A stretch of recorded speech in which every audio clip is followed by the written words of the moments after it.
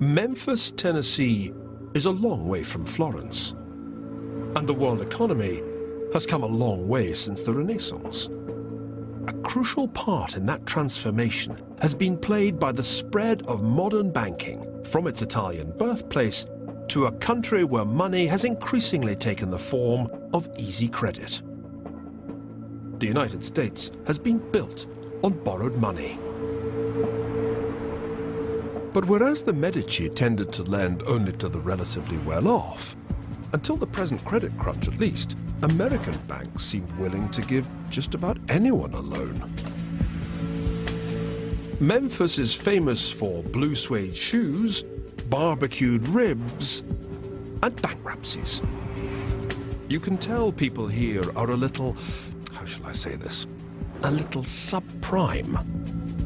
You only need to look at the shopping mall for the seriously poor and the ubiquitous no-frills eatery. Then there's a tax advisor who can tell you how to claim your low-income credits. A shop where you can borrow money on the equity you own in your car. And a place where they'll give you an advance on next week's paycheck. Not to mention a pawn shop the size of a department store. And finally, when you've no possessions left to pawn or to sell, there's just one option left, and that's to head on down to ZLB Plasma, where you can sell your own blood for $25 a pop. Talk about being bled dry. It's amazing, really, an entire economic sector based on people who are broke.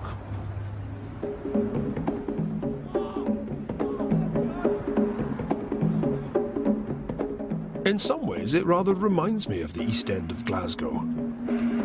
Yet there's a world of difference between this world and the world where loan sharks extract their pounds of flesh from petty defaulters. Here in subprime America, defaulting on your debts is easy. Well, pretty easy.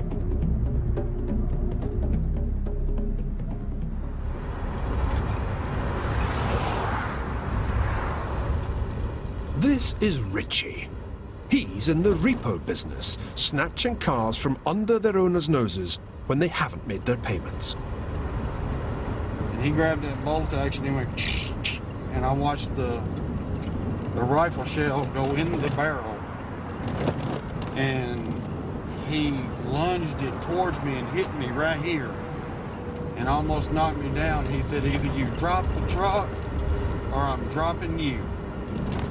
And I said, yes, sir. And I dropped the truck. You know, you make it sound so attractive. Maybe I should switch jobs.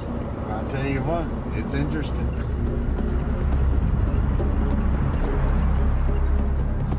In the bankruptcy capital of America, repossessing cars is a routine matter.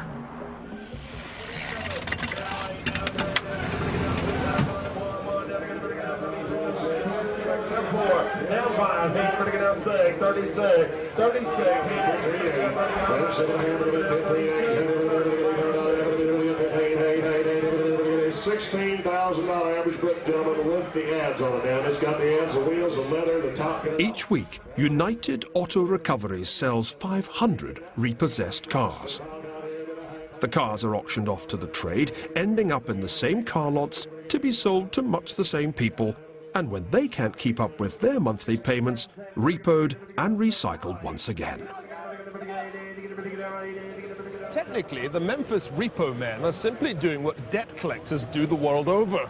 The difference, apart from the sheer mind-boggling scale of the thing, is the relative ease with which the bad debts are wound up and the collateral is sold off. For the debtors, there's virtually no social stigma, and nobody seems to be getting hurt. The big mystery is why the world's most successful capitalist economy is based on a foundation of more or less painless economic failure.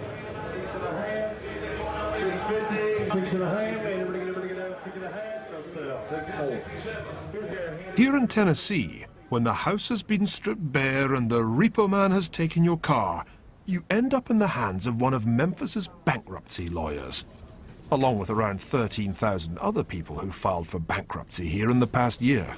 Because that's what's one thing that's making you bumping your payments up so high. Every week, bankrupts gather here with their lawyers to hammer out deals with their creditors. There's even a fast-track lane.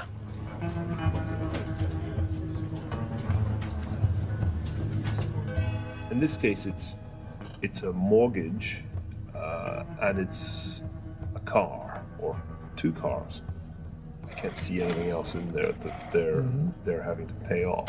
Actually, there are 3 cars. 3 cars. Yeah, third car is the neighborhood title loans has a lien on that car. They are holding the title.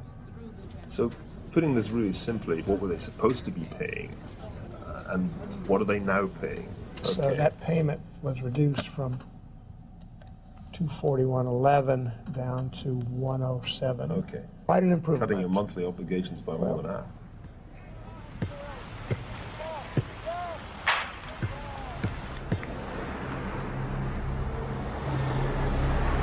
From 1996 to 2006, there were between 1 and 2 million bankruptcy cases a year in the United States, nearly all of them involving individuals who elected to go bust rather than meet their obligations. In medieval Italy, or in the Glasgow of my youth for that matter, bankruptcy was seen as a disaster. But not here.